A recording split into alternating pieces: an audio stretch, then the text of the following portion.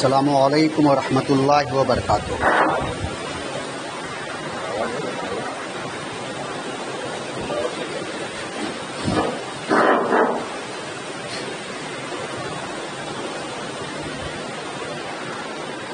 الحمد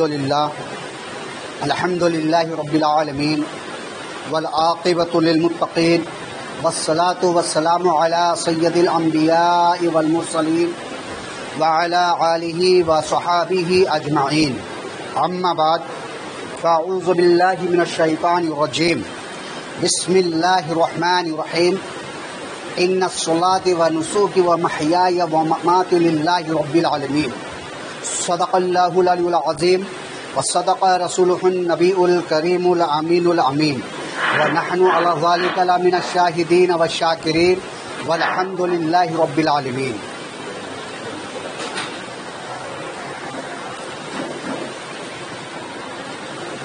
خطبہ مسنونہ کے بعد قرآن مجید فرقان حمید سے میں نے ایک آیت مبارک کی تلاوت کرنے کا شرف حاصل کیا۔ آئیے اس میں کچھ تفاسیر بیان کرنے سے پہلے ہم سب مل کر آقا انعامدار احمد مختار مدینہ تاجدار، ہم غریبوں کا غم گسار، صاحب الاولاد محمد الرسول اللہ صلی اللہ علیہ وسلم کے بارگاہ بکش پناہ میں درود پاک پڑھ لے۔ اللہم صلی علی سیدنا و مولانا محمد وعلی آل سیدنا و مولانا محمد وبارک وسلم، صلاۃ و سلام علیک یا رسول اللہ صلی اللہ علیہ وسلم۔ اسلامی مہینہ، ان مہینوں میں آخری مہینہ ذی الحج کا مہینہ رواں دوا ہے، اور اللہ تبارک و تعالیٰ اس مہینے میں انعام و اکرام اپنے بندوں کے لیے بہت زیادہ رکھا ہے۔ اس مہینے میں اللہ تبارک و تعالیٰ اپنے بندوں کے لیے جو فرائض انجام دیا ہے، حکم دیا ہے فرض کا، ان تمام فرائضوں میں ایک فرض حج ہے، جو اسی مہینے میں لوگ حرمین شریفین کی زیارت کرتے ہیں اور اللہ کا گھر مینا، مزدلفہ، عرفات میں جا کر دعائیں مانگتے ہیں اور حج کا فریضہ انجام دیتے ہیں، اور پھر زیارت نبی گنبد خضرا نبی پاک محمد رسول اللہ صلی اللہ علیہ وسلم کی چوکھٹ میں جا کر اپنی التجائے پیش کرتے ہیں۔ صلاۃ و سلام، درود و سلام سامنے حاضر ہو کر کے پیش کرتے ہیں۔ یہی مہینہ ہے جس میں اللہ تبارک و تعالی سنت ابراہیم یعنی قربانی کرنے کا حکم صاحب نصاب پر دیا ہے۔ یہ مہینہ جو اسلامی کیلنڈر کے حساب سے آخری مہینہ ہے، اور اس کے بعد آنے والا مہینہ محرم الحرام، ان دونوں مہینوں سے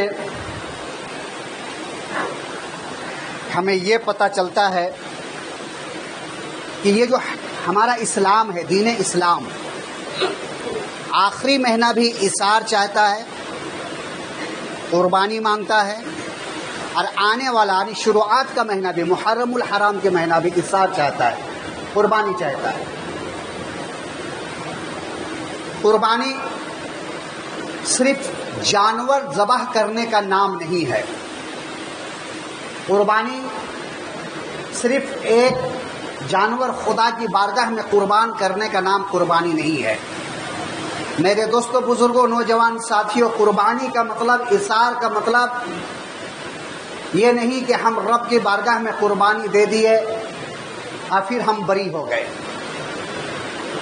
جب آپ قربانی دیتے ہیں، رب کی بارگاہ میں ایک جانور کو پیش کرتے ہیں، تو وہاں پہ اپنے نفس کو بھی قربان کر دیجیے، اپنی انا کو بھی قربان کر دیجیے، اپنے غصے کو بھی قربان کر دیجیے، بد مزاجی کو بھی قربان کر دیجیے، زبان درازی کو بھی قربان کر دیجیے، جب آپ ایک جانور قربان کر رہے رب کی بارگاہ میں قربانی دے رہے ہیں تو اس کے ساتھ ساتھ ہمارے جسم کے اندر جتنی برائیاں ہیں ان تمام برائیوں کو قربان کر دیجیے. یہ نہیں کہ صرف ہم ایک جانور کو رب کی بارگاہ میں قربان کر دیے اور ہماری قربانی قبول ہو گئی. اللہ کے پیارے نبی علیہ الصلوۃ والسلام کی بارگاہ میں صحابہ کرام رضی اللہ تعالی عنہم بیٹھے ہوئے. یا رسول اللہ صلی اللہ علیہ وسلم فدا کا امی و ابی، ہمارے ماں باپ آپ پہ قربان، یہ قربانی کیا ہے؟ جاہلیت میں بھی لوگ قربانی دیتے تھے، اس لیے کہ وہ دین ابراہیم میں تھے لیکن مکمل نہیں تھے، اس پہ بہت کچھ شامل کر چکے تھے، مکس کر چکے تھے، ملا چکے تھے اس دین میں. ہم قربانی صرف ایک خدا کے نام پہ دیتے ہیں، لیکن وہ جاہلیت کے نام پہ جو قربانی دی جاتی تھی، 360 بت جو کعبہ شریف کے اندر تھے ان بتوں کے نام پہ قربانی دی جاتی تھی. لات و عزا کے نام پہ قربانی دی جاتی تھی، نہ کہ خدا کے نام پہ قربانی دی جاتی تھی. جب اسلام پھلا پھولا بڑھا، قرآن کی آیت نازل ہونے شروع ہوئی اور پھر قربانی کے مسائل جب قرآن میں آیا تب صحابہ کرام عرض کرتے یا رسول اللہ صلی اللہ علیہ وسلم یہ قربانی کیا چیز ہے؟ تو ہمارے آقا مدینہ تاجدار احمد مختار محمد رسول اللہ صلی اللہ علیہ وسلم نے فرمایا سنو، یہ ہمارے آبا و اجداد حضرت ابراہیم علیہ السلام کی سنت ہے. یہ جو ہم قربانی پیش کرتے ہیں، جو جانور لیتے ہیں، وہ ہر جانور کے بال، جتنے بال ہیں، ہر ایک بال کے بدلے میں اللہ تبارک و تعالیٰ اسے ایک نیکی عطا فرماتا ہے. اب آپ اندازہ لگائیے کہ جس جانور کو ہم قربان کرتے ہیں اس جانور کے اندر کتنے بال ہوتے ہیں، گن نہیں سکتے.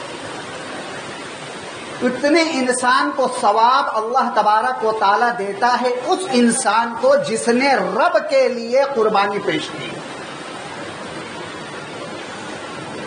اور جب ہم قربانی دیتے ہیں تو خون کا قطرہ زمین میں گرنے سے پہلے اللہ تبارک و تعالیٰ فرشتوں کو حکم دیتا ہے کہ اس کے جتنے گناہ ہیں سب مٹا دو، ان کے درجات کو بلند کر دو، ان کی نیکیوں کو بڑھا دو.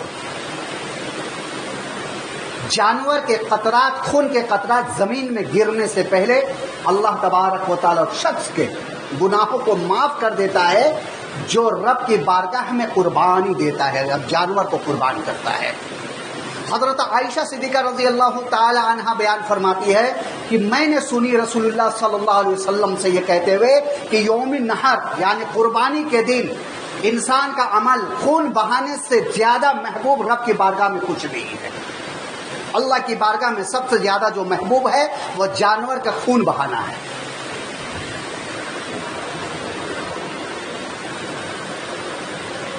رب تبارک و تعالیٰ قرآن پاک میں فرماتا ہے ان الصلاۃ و نسکی، بے شک نماز ہماری نمازیں، ہماری قربانیاں، ہمارا جینا مرنا سب اللہ ہی کے لیے ہے. للہ رب العالمین، تمام اللہ ہی کے لیے. جو ہم قربانی دیتے ہیں، جو ہم نمازیں پڑھتے ہیں، جو ہم اعمال کرتے ہیں، ہمارا جینا جو مرنا ہے وہ سب اللہ ہی کے لیے ہے.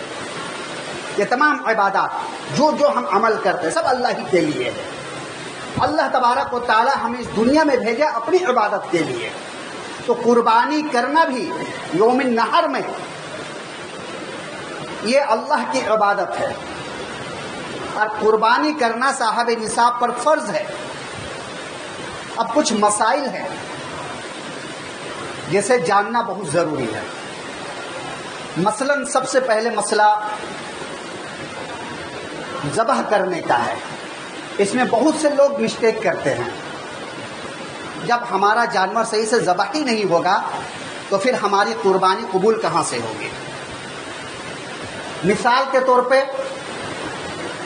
ہم خود چاہتے ہیں کہ بکرے کو حلال کریں، ذبح کریں،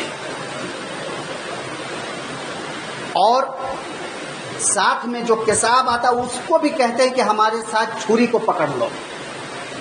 اب اس پہ واجب ہو گیا جو چھری کو پکڑا ہے دونوں کو پر واجب ہے کہ اللہ کا نام لے, بسم اللہ اللہ اکبر پڑھے.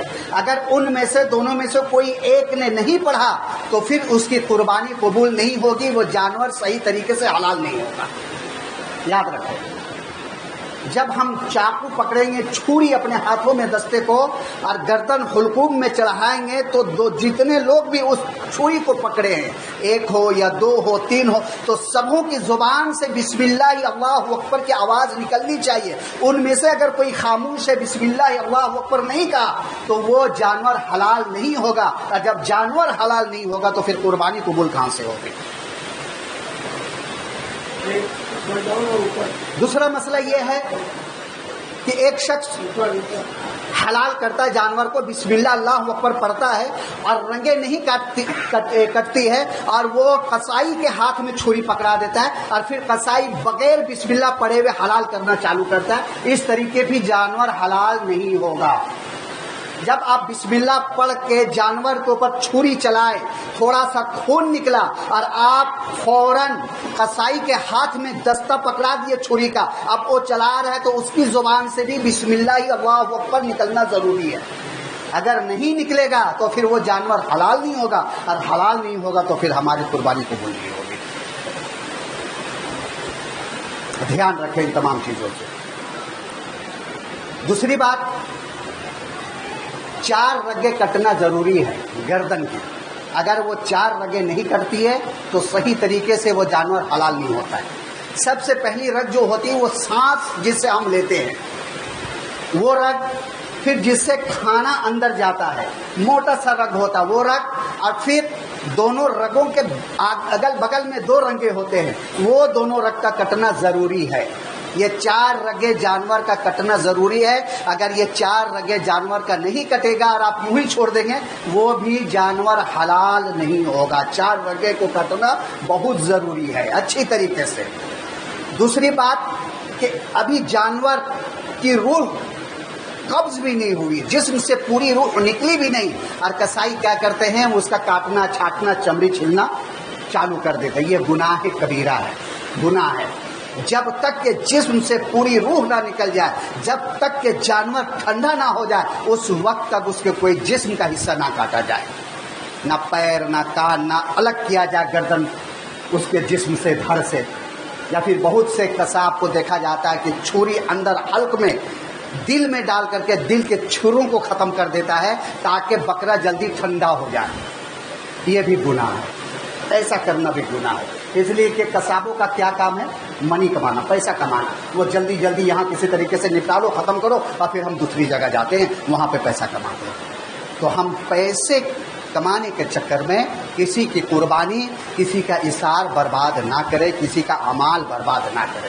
اتنی محنت سے ہم جانور لیتے ہیں, رب کے خوشی کے لیے, خوشنودی کے لیے قربان کرتے ہیں, اور وہ جانور رب کی بارگاہ میں قبول ہی نہ ہو, اور ہمیں پتہ بھی نہ چلے کہ ہمارا یہ جو اعمال ہے, جو عمل ہے, یہ رب کی بارگاہ میں قبول ہی نہیں ہوا, تو فائدہ کیا پھر قربانی دے کر کے. یہ چھوٹے چھوٹے مسائل ہیں, ہمیں سمجھ میں آتی ہے کہ یہ چھوٹے چھوٹے مسائل ہیں. کہ میرے دوستو, یہ چھوٹے چھوٹے مسائل بھی بہت بڑا مسئلہ ہے کہ اگر آپ کا جانور صحیح سے حلال نہیں ہوگا تو پھر ہماری قربانی کہاں سے قبول ہوگی. یہ جو بھی دستہ پکڑے چاقو کا, چاہے وہ چھوٹا بچہ ہو, شوق سے چھوٹے بچے بھی پکڑ لیتے ہیں, یا بڑا ہو, یا خود کر رہے ہو, یا پھر قصاب کے ساتھ, کسائی کے ساتھ دستہ پکڑے ہو, تو جتنے لوگوں کے ہاتھ میں بھی اس چھری کا دستہ ہے, ہر ایک کی زبان سے بسم اللہ اللہ اکبر نکلنا ضروری ہے.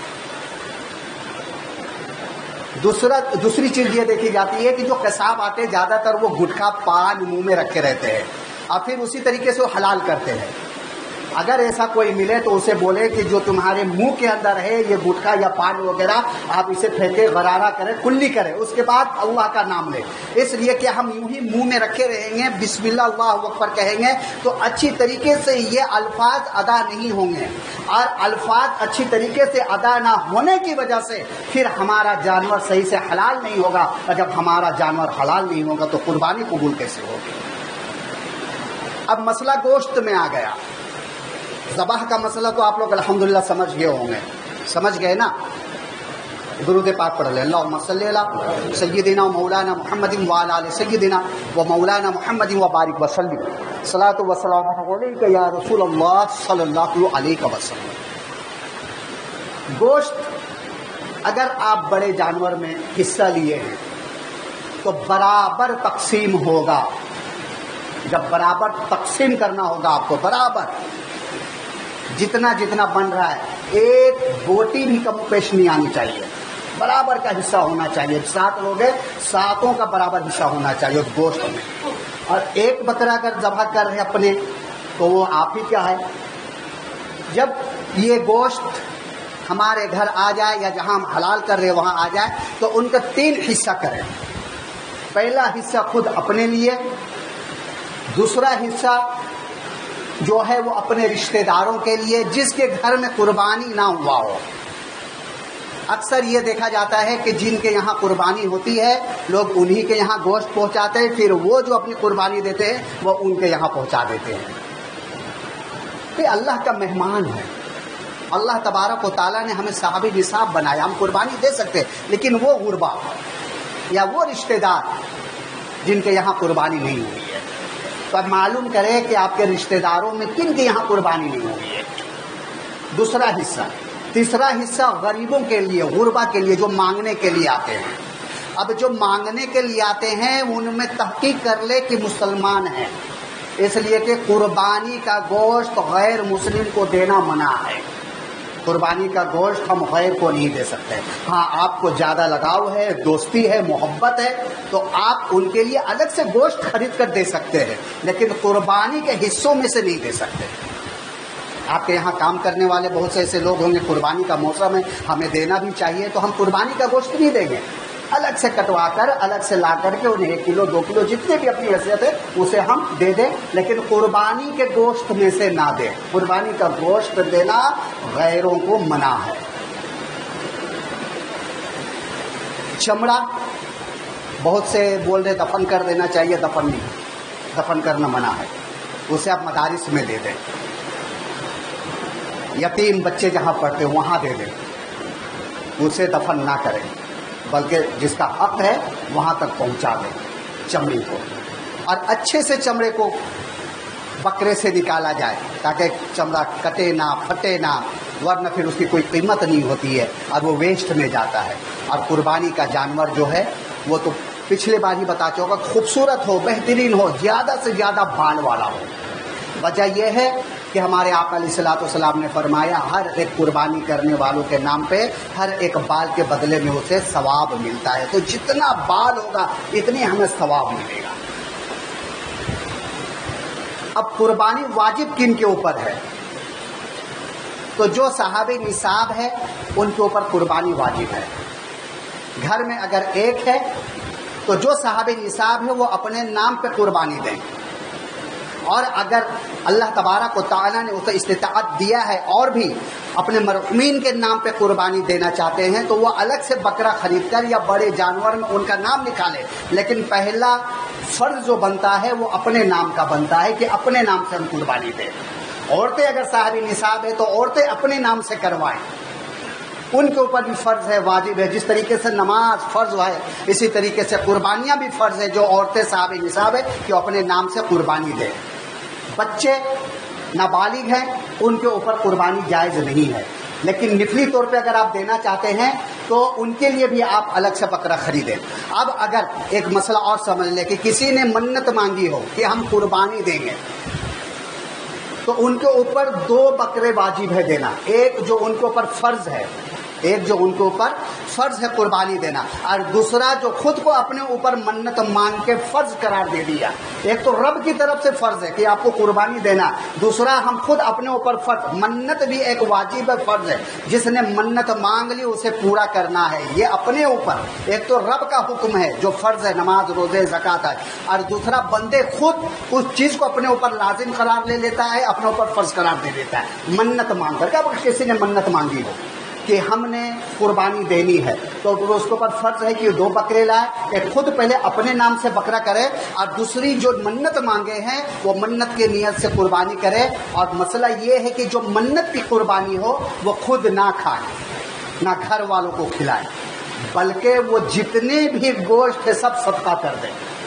منت کی قربانی کا گوشت کھانا منع ہے، اپنے گھر والوں کو بھی ہم نہیں کھلا سکتے، خود بھی نہیں کھا سکتے، بلکہ جتنا بھی گوشت ہے سب ہم صدقہ کر دیں گے۔ اب اگر کسی نے اس میں سے کلیجی یا جو بھی چھوٹے موٹے چیز ہوتے ہیں کھا لیے، تو اب اس کے اوپر فرض ہے جتنے اس بکرے کے حصوں میں سے کھایا ہے اتنا پیسہ وہ صدقہ کر دے۔ گوشت کھایا ہو یا کلیجی یا کچھ بھی کھایا اس کا تو وہ اتنا صدقہ کر دے، منت جس نے منت کی قربانی کی ہو۔ اب اگر کوئی مرحومین میں سے یہ وصیت کر گیا ہو کہ میرے نام پہ قربانی کر دینا، میرے نام پہ قربانی کر دینا، اور وہ شخص اس کی وصیت کو پورا کر رہا ہے، تو اب یہ بھی گوشت نہیں کھا سکتا۔ اگر کسی مرحوم نے یہ وصیت کر کے مرا ہو کہ میرے نام پہ قربانی دینا، اور وہ شخص کو قربانی دے رہا ہے، تو پھر اس کے اوپر بھی حلال نہیں ہے کہ اس کا گوشت کھائے، بلکہ وہ تمام گوشت صدقہ کر دے۔ ہاں، اپنے طرف سے مرحومین کے لیے ذبح کر رہا ہے، قربانی کر رہا ہے، تو پھر وہی مسئلہ ہے، اسے آپ کھائیں، بانٹیں اپنے رشتہ داروں کے اندر، جو وہ قربانی کا مسئلہ ہے۔ وہی مسئلہ یہ بھی ہے کہ اپنی طرف سے کوئی مرحومین کے نام پہ قربانی دے رہا تو خود بھی کھائے، بانٹے بھی اسے رشتہ داروں میں، غریبوں کو بھی دے، 3 حصہ کرے۔ اور منت کی قربانی یا وصیت کی قربانی جو ہو وہ ہم نہ خود کھا سکتے ہیں، نہ رشتہ داروں کو کھلا سکتے ہیں، اور نہ گھر میں کسی انسان کو، بلکہ وہ تمام کے تمام گوشت کو صدقہ کرنا ہے۔ ان میں سے اگر کوئی ایک حصہ کھا بھی لیا تو اب اس کا وزن دیکھے کتنے کا گوشت ہوگا، اتنا پیسہ وہ صدقہ کر دے۔ قربانی کا گوشت ہڈی وغیرہ جو کہتے ہیں ادھر ادھر پھینک دیتے ہیں وہ جائز ہے، اس لیے آقا علیہ الصلوۃ والسلام ارشاد فرماتے ہیں گوشت ہمارے حصے میں ہے، گوشت جو ہے وہ ہمارے حصے میں ہے، اور گوشت میں جو ہڈیاں ہیں وہ جناتوں کے حصے میں ہے، تو ہڈیاں جو ہے وہ جنات کھا لیتی ہیں، اس لیے ہڈیوں کو کھانا انسانوں کے لیے منع ہے کہ اب ہڈیاں نہ کھائیں۔ بہت سے لوگ ہڈی کو بھی چبا جاتے ہیں جو تھوڑا نرم وغیرہ ہوتی ہے، وہ ہڈیاں جو ہے وہ جناتوں کے حصے کا ہے، تو اب ان کے لیے بھی چھوڑ دیں تاکہ وہ جنات کھا لے۔ حضور اکرم صلی اللہ علیہ وسلم کا یہ اعلان ہے، فرمان ہے کہ گوشت تمہارے حصے کا ہے اور جو ہڈیاں ہیں وہ جناتوں کے حصے کا ہے، اس لیے کہ بہت سے جنات، بہت سے جن ہمارے آقا علیہ الصلوۃ والسلام کے ہاتھ میں ہاتھ رکھ کر کے اسلام قبول کیے ہیں، مومن ہیں وہ۔ ہاں، یہ ہے کہ ان میں سے زیادہ بدماش ہے، یعنی غیر زیادہ، جس کو ہم شیطان کہتے ہیں، ابلیس کہتے ہیں، نیکوکار کم ہیں اور بدی کار اس میں زیادہ پائے جاتے ہیں، وہ بھی ایک مخلوق ہے، اور یہی تو مخلوق ہے، ایک انسان اور جن، جس سے اللہ تبارک و تعالیٰ قیامت کے دن حساب و کتاب لے گا۔ وَمَا خَلَقْتُ الْجِنَّ وَالْإِنسَ إِلَّا لِيَعْبُدُونَ، قرآن میں ہے کہ ہم نے جن اور انسان کو پیدا نہیں کیا مگر اپنی عبادت کے لیے۔ جن اور انسان کو اللہ تبارک و تعالیٰ نے جو دنیا میں تخلیق کی ہے وہ صرف اور صرف عبادت کے لیے تخلیق کی ہے کہ یہ ہماری عبادت کریں گے، لیکن جنوں میں سرکش زیادہ ہو گئے۔